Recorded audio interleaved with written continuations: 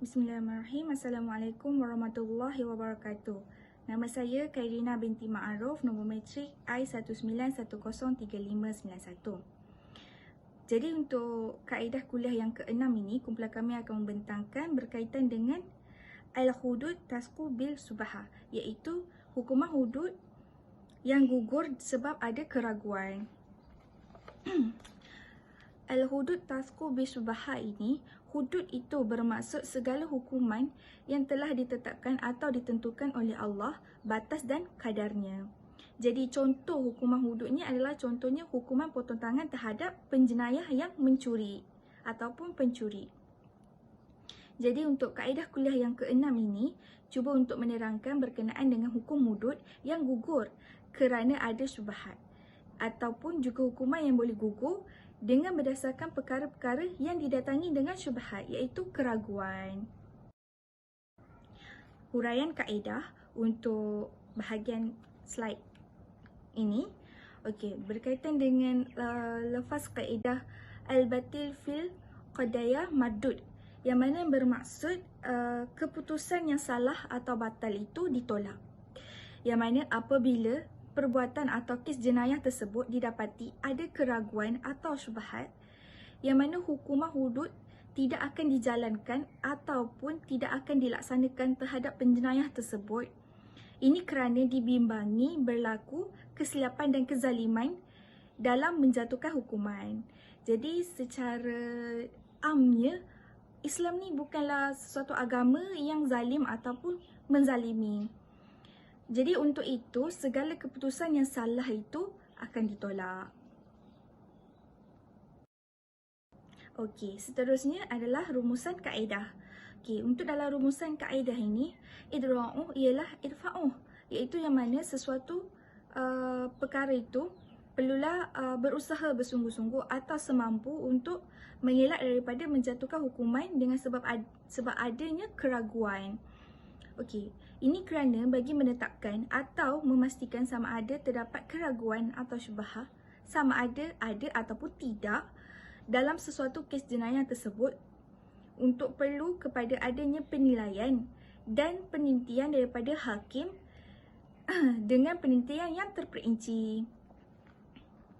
Yang mana lafaz kaedah ada menyebutkan al-qadi ma'mu bin nazar wa ihtiyas, yang mana bermaksud hakim itu dituntut supaya meneliti dengan berhati-hati agar tidak berlaku kezaliman terhadap orang yang tidak bersalah ataupun hukuman yang dikenakan terhadapnya tidak setimpal dengan jenayah yang dilakukannya. Jadi seorang hakim itu perlulah melaksanakan kerjanya dengan lebih terperinci, dengan bukti dan juga penilaian yang terperinci sebelum menjatuhkan sesuatu hukuman. Okey, dengan itu kaedah kuliah ini, kaedahnya tersebut memberi landasan bahawa hukuman itu tidak sepatutnya selagi ada keraguan. So secara rumusannya, seorang hakim yang bertindak membicarakan kes jenayah hendaklah meneliti segala bukti dan keterangan dengan teliti sebelum menjatuhkan sesuatu hukuman. Iaitu kerana bagi melaraskan dengan kaedah yang mana membawa maksud melaksanakan hukuman hudud dan menyekat perselisihan berkaitan dengan hak-hak yang dihaskan oleh hakim. Jadi hakim tu perlulah buat kerjanya dengan lebih teliti dan terperinci supaya tidak sewenang-wenangnya menjatuhkan sesuatu hukuman tersebut. Seterusnya, syubhat menggugurkan hukuman, yang mana keraguan ataupun syubhat yang perlu diambil kira dalam menilai kesalahan penjenayah itu dapat diklasifikasikan dalam 3 keadaan. Yang mana yang pertama adalah syubhat fil fa'il, iaitu syubhat yang berlaku dari sudut subjek dan orang yang melakukan perkara tersebut. Contohnya adalah seseorang lelaki yang menyetubuhi seseorang wanita yang disangkakan adalah isterinya ataupun wanita yang halal baginya. Mungkin kerana dia tak perasan waktu tu malam, gelap. Jadi dia ingat wanita yang disetubuhinya tu adalah isterinya. Jadi kat situ berlakunya keraguan. Jadi untuk yang kedua, keadaan yang kedua pula ialah syubhat fil mahal, iaitu syubhat yang berlaku dari sudut objek dan benda atau pada tempatnya. Okey, contohnya ialah seseorang bapa yang mencuri harta anaknya. Hal tersebut kerana apa yang dimilikinya dikira sebagai hak milikinya. Yang mana di mana syubhat atau keraguan yang berlaku dalam keadaan kedua ini ialah dari sudut perasaan bapa dan anak tersebut, yang mana masing-masing merasakan memilikinya atau turut memilikinya. Yang mana contohnya, seorang bapa ni beranggapan harta yang dimiliki oleh anaknya adalah juga sebagai hartanya juga. Jadi digunakan juga harta tu. So dia tak anggap benda tu adalah satu perkara yang mencuri atau mencuri hak orang. Sama juga seperti seorang anak, dia menganggap harta milik bapanya adalah harta miliknya juga. Jadi situ berlakunya keraguan kerana kedua-duanya ada perasaan yang begitu. Okey, keadaan yang ketiga pula adalah syubhat fil tarik, iaitu syubhat yang berlaku dari sudut kaedah atau cara penyelesaian. Yang mana contohnya, haram menurut satu pendapat ataupun mazhab dan halal menurut pendapat atau mazhab yang lain. Okey, contohnya adalah perkahwinan ataupun nikah tanpa wali, di mana menurut pendapat Imam Abu Hanifah, nikah tanpa wali adalah sah. Namun manakala menurut jumhur ulama tidak sah. Jadi untuk itu syubhat atau keraguan yang berlaku dalam keadaan yang ketiga itu dari sudut perselisihan dan perbezaan pendapat mujtahid dan fuqaha. Okey, contoh yang lain seperti haram meminum arak bagi tujuan berubat. Jadi arak tu sedia kita tahu haram, tapi ia kerana untuk bertujuan untuk berubat, jadi mungkin dibolehkan. Sama seperti ubat-ubatan yang ada kat klinik tu kan, kebanyakannya adalah dadah, tapi bagi tujuan berubat ia dibenarkan. Jadi sebagai rumusan serta apa yang perlu disedari adalah menurut ulama mazhab Al-Syafi'i bahawa syarat perkara syubhat itu hendaklah kuat dan kukuh. Okey, seandainya tidak begitu, ia tidak akan memberi apa-apa kesan. Okey, antara yang lain juga syubhat atau keraguan itu menyebabkan gugur dosa dan tidak berdosa dan juga tidak haram. Macam contoh yang tadi tu seperti haram minum arak, tapi bagi tujuan berubat, jadi dia dibolehkan. Okey, jadi itu sahaja daripada saya. Saya akan paskan kepada pembentang yang seterusnya. Terima kasih. Ya, nama saya Siti Darus Solehah binti Abu Hassan, nombor matrik I161000922. Seterusnya kita pergi kepada sumber asal kaedah. Yang pertama, hadis yang diriwayatkan oleh Ibnu Adi daripada Abu Hurairah, iaitu idfa'ul hudud ma wajadtum lahu mudfa'in. Maksudnya, hindarkanlah hukuman hudud disebabkan kamu dapati keraguan. Yang kedua, sabda baginda yang diriwayatkan daripada Aisyah, iaitu idra'ul hudud an muslimina mastata'tum. Maksudnya, hindarkanlah hukuman hudud daripada kaum muslimin semampu yang kamu dapat. Yang ketiga, hadis yang lain sebagaimana sabda baginda diriwayatkan daripada Aisyah, iaitu idra'ul hudud an muslimina mastata'tum. Fa in kana lahu mukhrajun fa khallu sabilahu fa innal imama an yukhti'a fil afwi khairun min an yukhti'a fil uqubah. Maksudnya, hindarkanlah hukuman-hukuman hudud itu daripada muslimin semampu kamu yang boleh apabila kamu memperolehi jalan keluar atau penyelesaiannya terhadap muslimin. Supaya terhindar daripada hudud, berilah jalan keluarnya. Sesungguhnya hakim tersalah dalam memberi keampunan lebih baik daripada tersalah menjatuhkan hukuman. Okay, kat sini kita dapat lihat jika sesuatu hukuman hudud itu adanya wujudnya keraguan ataupun kesamaran, maka lebih baik hukuman hudud tu tidak dijatuhkan. Okey, contoh seorang hakim tu dia kena mengadili, sebagai seorang hakim dia kena mengadili setiap hukuman tu dengan penuh penelitian kan. Jadi apabila setelah diteliti dan wujudnya keraguan dalam hukuman tu, maka hakim boleh tidak menjatuhkan hukuman hudud terhadap seseorang lebih baik, kerana memaafkan itu lebih baik daripada terus menjatuhkan hukuman yang berada dalam kesamaran.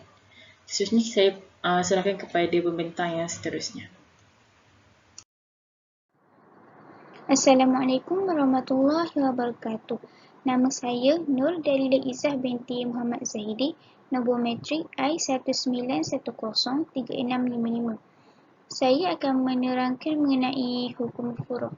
Di antara hukum furu' yang terbentuk daripada kaedah ini adalah yang pertama, tidak dikenakan hukuman potong tangan seseorang yang mencuri harta atau barangan yang disangkakan miliknya.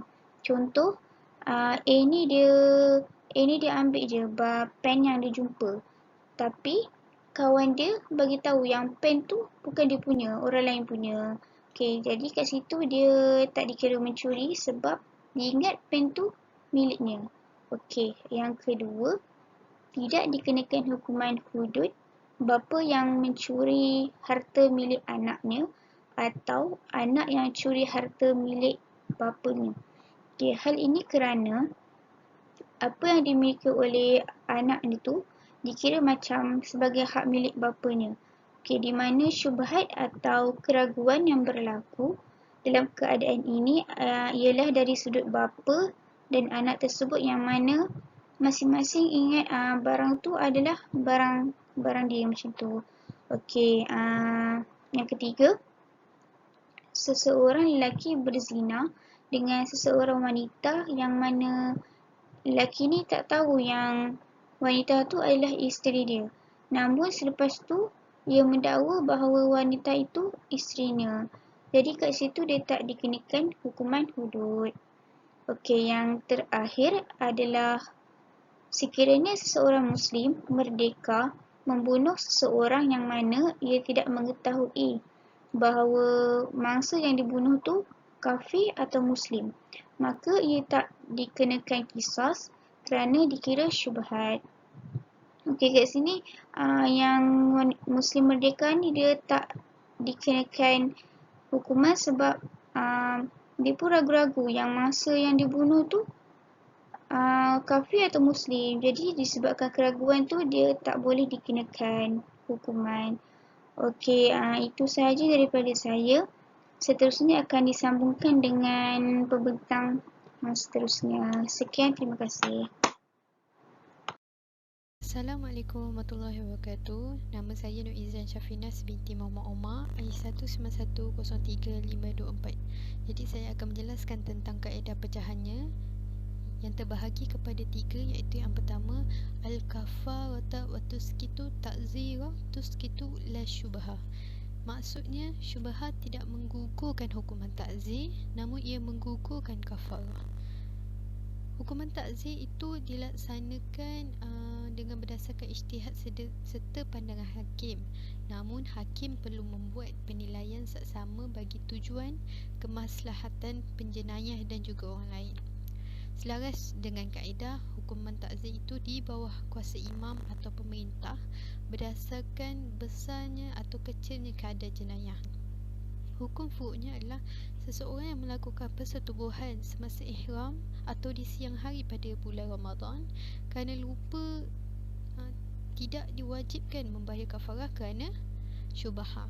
Seseorang menyetubuhi isterinya petang hari Ramadan dengan menyangka matahari telah terbenam namun belum lagi, ia hendaklah membatalkan puasanya namun tidak dikenakan kafarah. Kaedah yang kedua adalah syaratul syubhah an takuna qawiyya wa illa fala asawalaha. Maksudnya syarat syubhah itu ialah kukuh. Sekiranya tidak begitu, ia tiada pengaruhnya. Syarat untuk menggugurkan sesuatu hukuman terhadap penjenayah yang berasaskan perkara syubhah terhadap jenayah yang dilakukannya adalah keraguan tersebut mestilah kukuh dan kuat dengan berasaskan dalil yang juga kukuh. Hukum furu' yang pertama, dikenakan hukuman hudud terhadap orang yang mencuri barang yang harus pada asalnya seperti mencuri kayu api. Hal ini tersebut ia tidak kukuh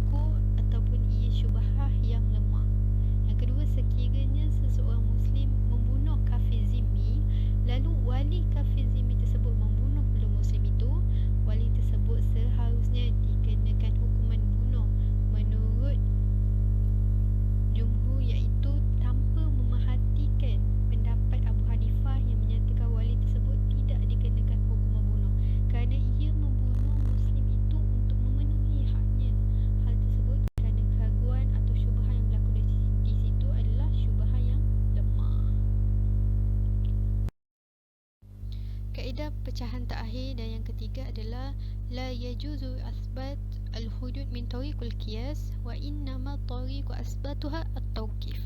Maksudnya di sini tidak boleh penetapan hudud dengan qiyas melainkan jalan penetapannya melalui nas. Dalam penetapan jenayah yang dilakukan oleh orang yang didakwa termasuk dalam kategori jenayah hudud. Sebaliknya tidak boleh sama sekali dilakukan dengan kaedah atau jalan qiyas. Ini kerana jenayah yang termasuk dalam kategori jenayah hudud telah ditentukan dengan pasti dan telah dinyatakan dalam nas. Al-qiyas tidak selalunya menjamin kebenaran kerana kemungkinan mempunyai ilah yang dijadikan dasar bagi qiyas itu kurang tepat hingga menyebabkan terhasilnya hukum yang tidak tepat juga. Apabila perbuatan jenayah itu dikiaskan dengan jenayah hudud, ia akan menyebabkan berlakunya syubhah dan akan mengakibatkan terbentuknya pelbagai hukum. Bagi hukum furuk, perbuatan homoseks atau liwat sekiranya ia difahami atau ditinjau dari sudut memuaskan nafsu syahwat, dapatlah ia dikiaskan dengan jenayah zina. Tetapi jika ditinjau dari sudut orang yang melakukan perbuatan tersebut, tidaklah dinilai sebagai suatu perbuatan zina. Ini kerana dalam perkara syubhah seperti itu tidak dibenarkan dalam jenayah hudud. Itu sahaja daripada saya. Assalamualaikum warahmatullahi wabarakatuh. Assalamualaikum warahmatullahi wabarakatuh. Saya sebagai pembentang yang terakhir, Nur Ain binti Muhammad Amin, nombor matrik I191036337. Saya akan membentangkan tentang isu yang berkait dengan kaedah kuliah yang ke-6 ni. Okey, yang pertama, adakah hukum hudud ni kejam dan zalim? Pertubuhan bukan kerajaan khususnya yang dikendalikan oleh golongan Islam berfikiran liberal menentang pelaksanaan hukuman hudud di Malaysia. Hukuman hudud ni juga tidak memberi keadilan, menyimpan daripada perlembagaan persekutuan, melanggar hak asasi, mewujudkan diskriminasi antara gender dan menzalimi rakyat. Okey, seperti yang kita sedia maklum, sesetengah pihak mempersoalkan mengapa Islam ni memperkenalkan undang-undang yang cukup zalim dan kejam seperti membunuh orang murtad, memotong tangan pencuri, rejam lelaki atau perempuan berzina yang sudah berkahwin sampai mati, serta sebatan 100 kali bagi lelaki dan perempuan yang berzina yang belum berkahwin. Walhal Islam ni adalah agama yang membawa rahmat dan kedamaian kepada seluruh alam. Seterusnya, fenomena ni juga telah melanda kini juga adalah ramai umat Islam hari ini yang melihat hukum syariah ni dengan penuh prejudis dan kecurigaan. Sedangkan mereka ni tidak mempunyai kefahaman yang mendalam berkenaan ilmu hukum hudud. Malah ada di antara mereka secara tidak beradab mencela dan menghina hukum-hukum Islam. Okey, isu yang seterusnya, adakah perlembagaan Malaysia ni bersifat sekular? Peruntukan ini menjelaskan bahawa undang-undang tertinggi di dalam negara adalah Perlembagaan Persekutuan. Sebarang undang-undang yang diluluskan selepas Malaysia mencapai kemerdekaan dan didapati tidak konsisten dengan perlembagaan akan dianggap sebagai tidak sah. Okay, seperti yang kita sedia maklum dalam perkara 4 Perlembagaan Persekutuan, ianya memperuntukkan bahawa perlembagaan ini adalah Supreme Law of the Federation. Justru Parlimen atau Dewan Undangan Negeri ini tidak boleh melangkaui kuasa menggubal apa yang diperuntukkan oleh perlembagaan. Dalam perbahasan mengenai hudud ni, persoalan yang cuba diselesaikan ialah adakah sifat ketinggian perlembagaan ni menyebabkan undang-undang hudud tidak ada, tidak sah dan seterusnya tidak boleh dilaksanakan. Adakah ia juga tidak sah dan tidak boleh dilaksanakan sekiranya hudud ni didapati bercanggah dalam perlembagaan? Sebaliknya, adakah hukum Allah Subhanahu Wa Taala tersebut boleh diperkenal dan dilaksanakan dalam sistem dan institusi yang diamalkan di negara ini jika ia selaras dengan perlembagaan? Pelbagai persoalan yang tidak dapat dirungkaikan Namun, tiada sebarang peruntukan yang secara harfiahnya yang secara terperinci menolak secara total sumber undang-undang Islam ni lah. Dan dengan tiadanya peruntukan berkaitan sifat sekular dalam perlembagaan, maka kita tidak boleh secara implikasi menyatakan bahawa perlembagaan menolak atau menghalang penggunaan prinsip Islam yang boleh dimanfaatkan. Okey, isu yang terakhir, adakah seseorang yang murtad ni perlu dibunuh ataupun tidak? Pandangan yang paling popular dalam kalangan masyarakat, malah dalam kalangan pelajar jurusan agama sekalipun, hukuman bagi orang yang murtad daripada agama Islam ni ialah hukuman bunuh. Sebahagian ulama menyatakan wajib menjalankan hukuman bunuh ke atas pesalah murtad. Adapun hadis yang biasa digunakan sebagai dalil oleh kelompok yang menyokong pada hukuman bunuh ke atas golongan murtad ni adalah dari hadis riwayat Al-Bukhari. Sebagai contoh, barang siapa yang menukar agamanya, maka bunuhlah ia. Okey, berdasarkan hadis ni, jelas bahawa orang yang murtad ni mesti dibunuh segera apabila dia ni enggan bertaubat. Hukuman bunuh ni kepada pesalah murtad telah dijalankan oleh sahabat-sahabat Rasulullah SAW. Di antaranya Sayyidina Abu Bakar radhiyallahu anhu, Sayyidina Umar radhiyallahu anhu dan Sayyidina Ali radhiyallahu anhu sewaktu pemerintahan masing-masing. Semasa mereka memerintahlah. Hukum tersebut ni tidak sekali-kali bertentangan dengan falsafah kebebasan beragama di dalam Islam, iaitu tiada paksaan dalam agama, kerana orang Islam ni tidak boleh sama sekali memaksa orang kafir memeluk Islam. Maka terserah kepada seseorang sama ada mahu atau kekal kufur dan ingkar. Sekiranya seseorang ni dipaksa memeluk Islam, Islamnya adalah tidak sah. Namun sekiranya seseorang telah memeluk Islam atas kerelaannya sendiri, dia tidak boleh menukar agamanya kembali. Kiranya dia tak boleh murtad kepada agama asal dia lah. Lepas tu, oleh kerana kemasukan seseorang itu ke dalam Islam adalah berdasarkan kerelaan dan keikhlasan hati sendiri tanpa paksaan sesiapa.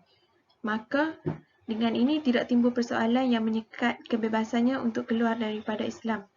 Kerana dia ni dah ada ilmu, kerana dia dah tahu lah pasal hukum hakam agama Islam ni. Penganut yang ramai tanpa kualiti dengan membawa sifat kepura-puraan, ini juga tidak menguntungkan Islam, sebaliknya akan membawa fitnah kepada Islam dan merosakkannya dari dalam. Dalam ketegasan hukum murtad ini, seseorang itu tidak akan berani untuk menyamar memeluk Islam, sebaliknya menganut Islam berdasarkan kefahaman yang jelas dan keikhlasan hati yang tulus. Okey, kesimpulannya dapat disimpulkan bahawa perlembagaan ini tidak meletakkan halangan yang muktamad bagi pelaksanaan hudud, sama ada dari segi penggubalan undang-undang atau juga dari segi institusi pelaksana. Perlembagaan persekutuan ini tidak mempunyai peruntukan khusus yang menafikan ruang penggubalan dan pelaksanaan hudud di negara ini. Para ilmuwan dan ahli akademik juga disarankan agar dapat menyumbangkan idea bagi menyelesaikan beberapa kekeliruan dan kekurangan yang ada. Berdasarkan beberapa isu yang dibangkit seperti yang saya terangkan tadi, jelaslah bahawa peranan semua pihak amatlah diperlukan bagi memahami segala isu yang berkaitan kaedah kuliah ini. Menerusi peruntukan perlembagaan adalah difahami bahawa kemungkinan untuk penggubalan hudud boleh berlaku di peringkat perundangan negeri dan juga persekutuan. Kerana ada dua peringkat lah dekat sini. Namun begitu, walaupun kedua-dua peringkat badan perundangan mempunyai kuasa untuk menggubal undang-undang hudud, badan perundangan di peringkat persekutuan iaitu Parlimen didapati sebagai kompeten dan lebih berkesan. Ini kerana kuasa Parlimen ni berkaitan pengujudan kesalahan dan hukuman begitu jelas sekali. Kerana ada bukti lah. Namun kita mempunyai masalah dalam memahami dan mengubah falsafah undang-undang jenayah dalam sistem sivil dan kesukaran mengubah fahaman atau falsafah semasa untuk kita masukkan falsafah jenayah syariah. sekiranya hudud ni mahu dibuat di peringkat negeri, kita mungkin menghadapi pelbagai komplikasi. Komplikasi ni wujudnya daripada orang ramai lah. Kita juga hendaklah mengambil pendekatan dengan memperkenalkan hudud sebagai undang-undang jenayah umum dengan meletakkannya di bawah kuasa parlimen. Maka dengan ini, perkara yang perlu diusahakan ialah dengan menjelaskan falsafah undang-undang jenayah syariah supaya boleh dirangkum di bawah senarai persekutuan dan seterusnya mewujudkan draft undang-undang berkenaan hudud agar semua orang akan lebih mempunyai ilmu yang cukuplah berkaitan hukum hudud ni. Sekian, itu sahaja pembentangan daripada saya. Assalamualaikum warahmatullahi wabarakatuh.